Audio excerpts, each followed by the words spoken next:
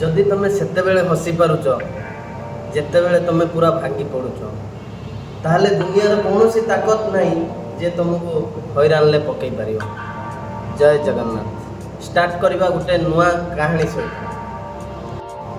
जय माँ दुर्गा। आज कहानी स्टार्ट करवा। आज कहानीटर ना हूँ दि पावर ऑफ साइलेंस।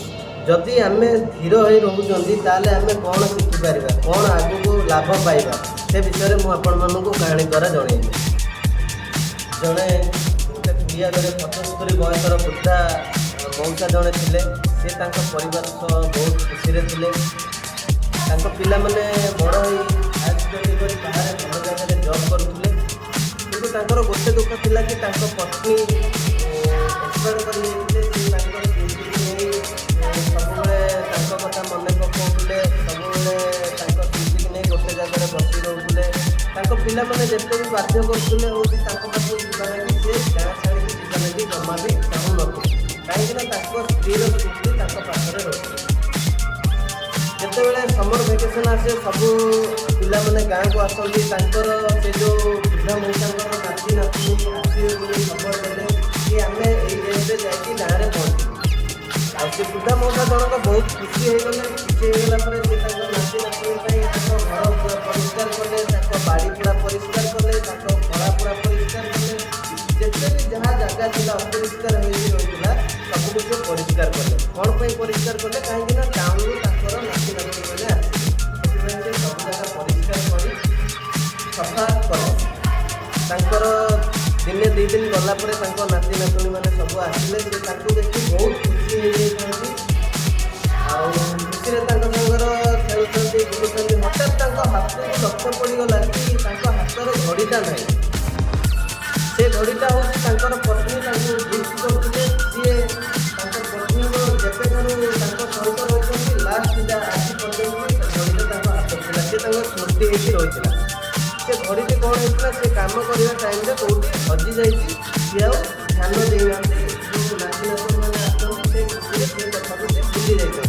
हठात से लक्ष्य कले कि हाथ में घड़ी ना से बहुत चिंतित होगले गोटे जगह बसी पड़ी भाविले नाती नातुणी मैंने देखिले कि जेजेगर कौन है आसिक पचारे पचार द्वारा सी कहले कि मोर जो घड़ी था तुम निजे मैंने गिफ्ट करते पाऊना आटा मोर गोटे भल स्मृति था मुझे न पाइबी मो मन बहुत विफल मैंने जो नाती नाती जेजेगर सी भी मन बहुत दुख कले गप करवा सहित जेजे को पचारे कि तुम कौ कौ जगह जाए से कहले मोर तो मन ना केवल मुझे खला सफा कर घर सफा कर सबुआड़े मुझे सफा कर लास्ट टाइम किंतु मु बाड़ीआड़े खलारे सफा करुली आबेठू मोर आ मन ना घड़ी कथा से पिला माने जो 3-4 जन सी जो वृद्ध मौसा आउ जड़े को लेकिन सी बाड़ी सारा सब खोजा खोजी आरंभ कले।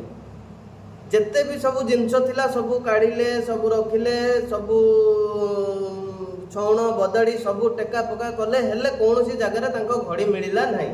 अध घंटे घंटे पूरा खोजा खोजी सरिया पर घड़ी मिलला ना। मौसा जनक बहुत मन कष्ट था आसिक गोटे जगह बसी था नाती नातुणी मैंने खोजु था से घर को पलि आसिले। किछि समय गलापर से पिला माने भी पलि आसिले कहीं घड़ीटे मिलला ना। तांकर जड़े नाती थिला से किछि समय पर दौड़ी खला को आउ थे आसला सेठू तांकर आउ जो भाई भौणी मैंने थे से कहले फेर कौन पे आसिला एठी तो घड़ी मिलवार चांस ना। से कहला से छोट पिलाटी कहला मु जहाँ कहूँ तुम सैया कर तुम पार्टी करनी मु जहाँ करुँची तुम सैया कर। से पिलाटी गला जाकि गोटे जगह गोटे सपटे पकई देकी खलारे धीर किणिया बसला आउ तार जो सांगरे जो भाई भौणी मैंने थे से भी जाकि पाखरे धीर किणिया बसिले। ठीक 10 ରୁ 15 मिनिट गला परे से पिलाटी से जगह उठिकी दौड़ दौड़ जाकि जेजे पाखक पलैगला आउ ता जेजे को कुंडेकी आउ कहला कि जेजे घड़ीटी मिल जाए जेजे से बहुत खुशी हो गले आउ ताको होची कुंडेकी पचारे कि तू ए घड़ीटा को केमिति पाइल। से मौसा जनक आश्चर्य हो पचारे तू ए घड़ीटा को केमिति पाइलु।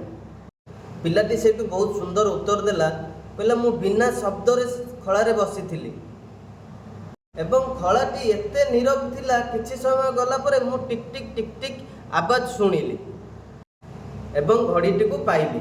ଏହା ଶୁଣି ମଉସା ଜଣକ ତାଙ୍କ ନାତିକୁ ଆଲିଙ୍ଗନ କଲେ ଆଉ ବହୁତ ଖୁସି ହେଲେ। ଏଇ କାହାଣୀରୁ ଆମେ ଶିକ୍ଷା ପାଇଁ ପାଇଲେ ଏହା ହେଉଛି ନୀରବତାର ଶକ୍ତି। ଯଦି ଆମେ ନୀରବରେ ରହିବା, ଶାନ୍ତିରେ ରହିବା, ତାହେଲେ ଆମେ ଆଗକୁ କିଛି ନା କିଛି ସକ୍ସେସ୍ କରିପାରିବା ଆଉ ତାର ସମାଧାନ କରିପାରିବା। ଜୟ ଜଗନ୍ନାଥ। ଭିଡ଼ିଓଟିକୁ ଲାଇକ୍ କରନ୍ତୁ, ସେୟାର କରନ୍ତୁ, ସବସ୍କ୍ରାଇବ୍ କରନ୍ତୁ। ଜୟ ମା ଦୁର୍ଗା।